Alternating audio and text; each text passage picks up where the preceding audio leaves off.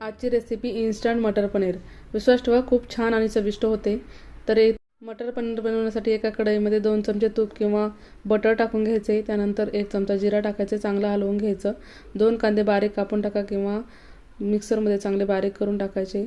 अद्रक लसूण पेस्ट अर्धा चमचा, 2 हिरव्या मिरच्या आणि मटर टाकून चांगलं परतून घ्यायचं. झाकण ठेवायचं 2 ते 3 मिनिटांसाठी. त्यानंतर टोमॅटोची पेस्ट टाकून घ्यायची. लगेच मीठ टाकायचे कारण टोमॅटो लवकर सॉफ्ट होतात, त्यामुळे चांगलं हलवून घ्यायचं. आणि सुके मसाले टाकून घ्यायचे. त्यामध्ये जिरा पावडर, धना powder, red chilli powder colour येण्यासाठी टाकून घ्यायची. सर्व मसाले भाजीमध्ये चांगले परतून घ्यायचे. त्यानंतर 1 ग्लास गरम पाणी टाकायचं.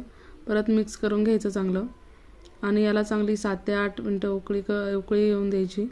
चांगली तेल सुटल्यानंतर त्यामध्ये 1 चमचा गरम मसाला टाकायचा, दुधावरची साय टाकायची आहे आणि कसुरी मेथी हातावर चोळून टाकून घ्यायची. फ्राय केलेले पनीर टाकायचे. 5 मिनिटं उकळी काढून घ्या. चांगली चविष्ट अशी मटर पनीरची भाजी तयार झाली.